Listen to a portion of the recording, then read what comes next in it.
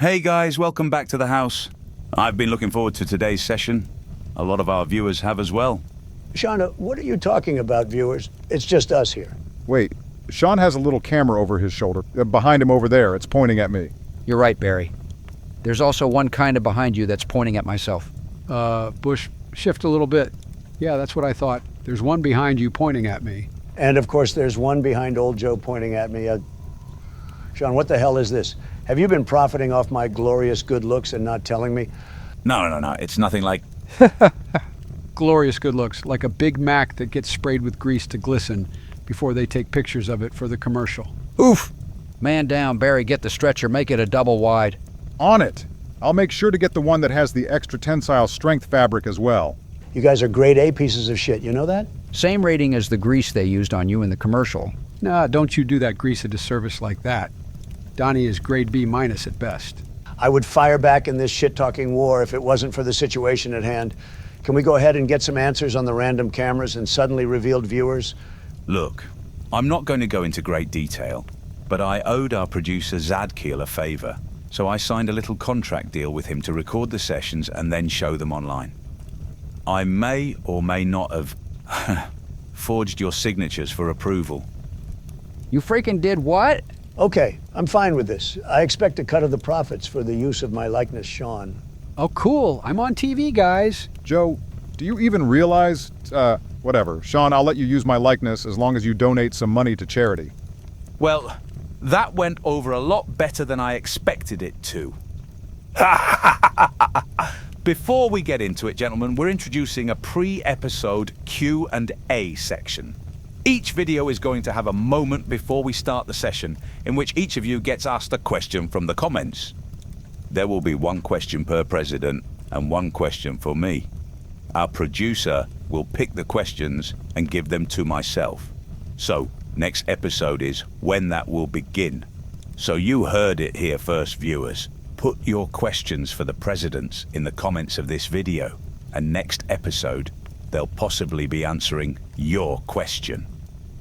All right, now let's get into it. Last we left off, you guys were supposed to be heading to a tavern to meet up with somebody. The four of you can take it from here. Oh, Christ, here we go with this weird name again. Oh, fiddlesticks. What was that place called? The Beaver's Bush? No. The Skunk's Gooch? No. The Gerbil's Crotch? I'm like a boat astray at sea with a torn sail and no hope with you guys. Joey, it was the freaking Badger's taint. This place either gets no business or a lot of business with that name. Anyways, Sean, I want to look around for a market. Surely somebody here sells maps or something. I'm tired of being lost and asking for directions. You're in luck. With your passive perception, you can spot the market edge not too far down the road. Awesome. Hold on, guys. I'm going to run into the market real quick and find a map of the city to purchase. Nope. We're coming with you. Last thing we need is another company or some random debt or for you to come back owning a donkey or something else. Why the hell would I come back with a donkey? You know what? Whatever. Let's go. So the party travels about 1/10 of a mile down the road and into the market. Along the way, you notice that the presence of soldiers in the streets is getting heavier. The occasional archer is seen on rooftops, and a messenger rider swoops by you every once in a while in an apparent hurry. Fortunately for you, Bushmaster, as you get into the market, you do hear a humanoid yelling out, "Maps for sale, get your maps here." I hone in on that voice so I can purchase a map and end all this directional nonsense. You move through and past a couple groups of people, and eventually spot your target. A younger-looking human, probably around 14 to 15. He's probably selling maps to help make some coin for his family. Oh, well, look at that, Joel. I found a ticket for a free ice cream looking food in my pocket. It's kind of smudged. Hold on, let me read it for you. Give me a second. Just look over here. Oh, gimme. It's like a weird and sick dog on a leash. Just put it down already, Barry. Sean, I approach the young man and ask to purchase a map. The boy looks up to you and says in a high-pitched voice, "Hello, sir. Thank you for approaching and asking for the services of Finkel and Fackel's map services on this fine day. For a simple map of the district, it will be 10 silver. For a map of the city, it will be 1 gold. For a map of the northern region, it will be 10 gold. For a map of the nation, it will be 25 gold. And finally, for a map of the continent, it will be 100 gold." I thought this was some kind of young man selling some simple maps, not some kind of map company. Good Lord. How much gold do I have? I got 40 gold. Hey, I guess I'll take a map of the city and the nation. This should make things easier for us. He smiles at you and continues to speak in his high-pitched voice.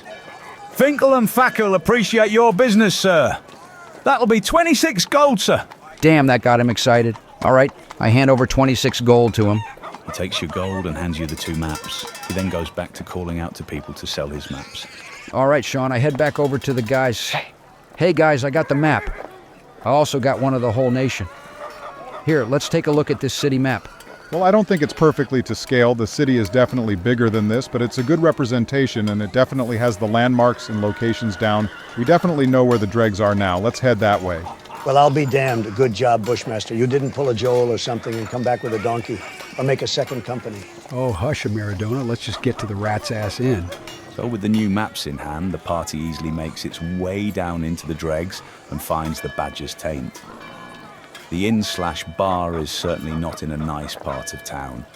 The roads are broken and crumbly. Most buildings need all sorts of repairs, and the humanoids walking around give the party suspicious glances as you pass. Now, the party stands at the entrance of the building. We should probably go on inside. I feel like somebody is about to shank me out here.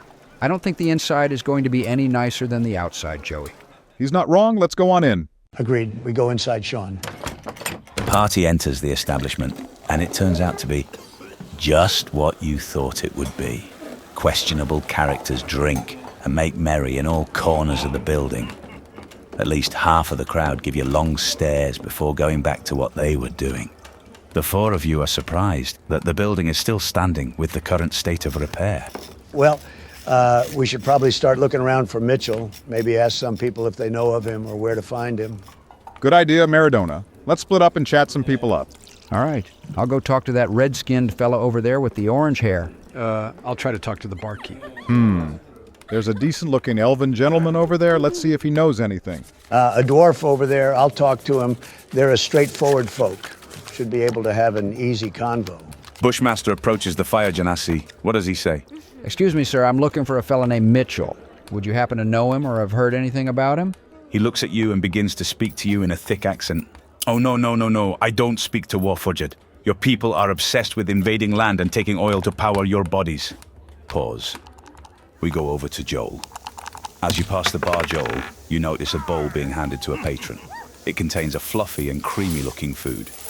It's white in color and appears to be served very cold. Oh my. It looks like something special.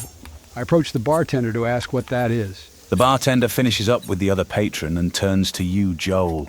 He hears your question about the food. He smiles at you and says, "Well, sir, that there is called glacier milk. I created it myself. However, the fancy folk don't like it because a poor nobody like myself invented it. It won't be long before some fancy pants copies it and calls it something else, though." And it looks so amazing, so creamy, so fluffy. It appears to be the epitome of delicious perfection. Good sir, I would like to purchase a bowl of this explicit delicacy immediately. Pause. We head over to Braka now. Braka, you get over to the elven gentleman, and he looks up to you and speaks in a rather educated accent for this area. "Why, hello there. I appear to be in the presence of an Aasimar. I am Legoland Estelle, student of the sciences of people and their interactions. I was here to study the free interactions of the downtrodden, but that can wait. I've never met an Aasimar before. Your people are very rare." Well then, this was unexpected. I appreciate all the praise. Really, I do, but I'm currently on a very important mission for the city. Have you heard of or do you know a local man named Mitchell? Gee, his accent lowers upon hearing that he won't get much out of you, but he continues to speak to you. "Well, I believe I have heard that name before. Where did I hear someone speaking to that name at?" Pause. We head over to a Maradona now. You approach the dwarf who is sitting at his table, smoking a pipe and having an occasional drink of his mug. Why, hello there, good sir. I see you have an appreciation for the fine luxuries of some well-earned time off. I always appreciate a good drink and smoke. I've had some of the best there is, I tell you, some of the best. Could you perhaps tell me if you've seen or heard of a guy named Mitchell around these parts? I've heard he has quite a way in the procurement of smoke and drink. Oh, rare ones at that. Pause. We have to go back over to Bushmaster real quick. What the hell, Sean? I haven't even gotten to speak to my guy. No worries. We'll be back to you in a minute. Hopefully. Bushmaster, it's on you now. Well, fella, I'm not sure what you're talking about. I haven't invaded anyone, and my body runs on power and magic, not oil. He raises his voice at you in an even thicker accent, obviously getting seriously irritated. Liar! Your people are a curse on Fire Genasi land! At that moment, you see him bend down below the table, and you're unsure of what he's doing. However, he comes back up in a flash and flings what must be his own boot at you. Seriously, Sean. Come on. Low blow. Just poking fun at some American political history. Anyways, his aim isn't all that great in his rage, and he flings it past you as you do a quick little duck to the right. Joel, you watch the boot fly right across the top of your bowl.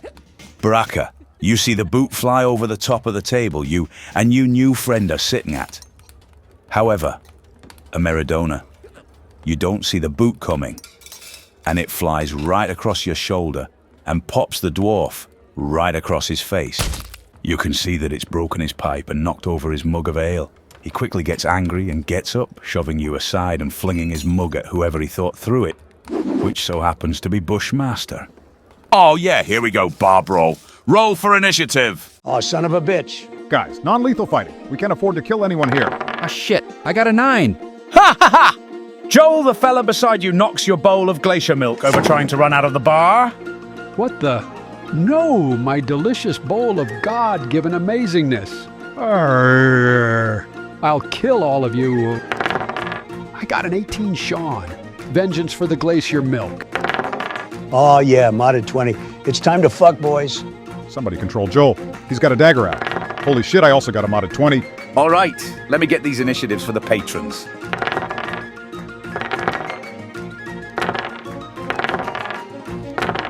Heck yeah! We got Meridona, Braca, the Dwarf, Joel, the Elf, the Fire Genasi, Patron 4, Bush, Patron 5, and then Patron 6. Everybody else has chosen to run out or hide. Well, hell, the dwarf is right in front of me. What I'd give to use my polearm right now. Unarmed strike it is. Here we go. Does an 11 hit him, Sean? Absolutely it does. To make it easy on this fight, I'm going to let you know that they all have an AC of 10. None of them are wearing armor. All right, let's see what type of damage we can do here. Oh, it's static. That'll be 4 damage then, Sean. Nice! Ameridona wallops the dwarf right across his noggin. The dwarf stumbles for a second and regains his composure, smirking grimly at Ameridona. Braca, it's your turn! Oh man, I'm not good in a physical fight. Let's see. I target the elf across from me with Mind Sliver, intending for it to be a non-lethal hit. That'll be 6 damage if he passes the 14 intelligence check. Ah, he rolls a 12 and fails. He takes the damage and has to subtract the 1d4 from his next saving throw. It's the dwarf's turn now. Ameridona, you see him slide something into his hand and then he takes a swing at you. However, when he does hit you, you see his brass knuckles clink on your armor. He realizes his situation and grimaces. Now it's Joel's turn. Justice for the glacier milk. I charge Patron 4 and stab him with my dagger. That's a 14 to hit and 6 damage. Holy shit, Joel, we said non-lethal! Glacier milk! Damn! Ha ha ha ha! It's now the elf's turn. He picks up his chair and swings it at Braca. That'll be a 13 to hit, which I know hits you. Then that'll be 7 improvised weapon damage. Shit, I thought this guy liked me. It's now the Fire Genasi's turn. He quickly takes off his other boot and hurls it at you, Bushmaster. He hits you with it, but it's a floppy boot, so it doesn't really do damage. Fucking stop it, you boot-throwing asshole! It's Patron 4's turn now. He runs towards Bushmaster with a glass bottle, but gets hit by an opportunity attack from Patron 5. Patron 4 gets clotheslined to the ground. Holy shit, what a free-for-all! Bushmaster, it's your go. Fuck this boot-throwing bastard. Sean, I use Shocking Grasp on him, just non-lethal. Like a stun gun, 12 to hit with, holy shit, 15 damage. What the hell happened to non-lethal? Bushmaster, you see electricity spark all across the guy. He crumples to the floor in a sooty heap. You can still see him slowly breathing, however. Everybody sees Patron 6 stick his head outside the door and then jump back inside. He screams at everyone. Everybody scatter, the tin cans are coming. The party sees everybody else drop the fight and jump out windows and run out the door. Shit, everybody get out. We all run outside. I shout at the guys to meet down the road to the right in the first alley we can find. You guys hightail it out of there. Joe, being the last out, manages to see a horse-drawn cart screech around the corner to the left and haul ass towards the Badger's taint. It's ringing, its little bell, with 2 guards standing in the back of the cart, swords drawn. Oh, shit. Keep going. Tin cans. You guys all manage to escape into the alleyway due to quickly exiting the Badger's taint. As you're all standing in the alleyway, you hear a voice from behind you. Well, you guys have made quite a shitty racket looking for me.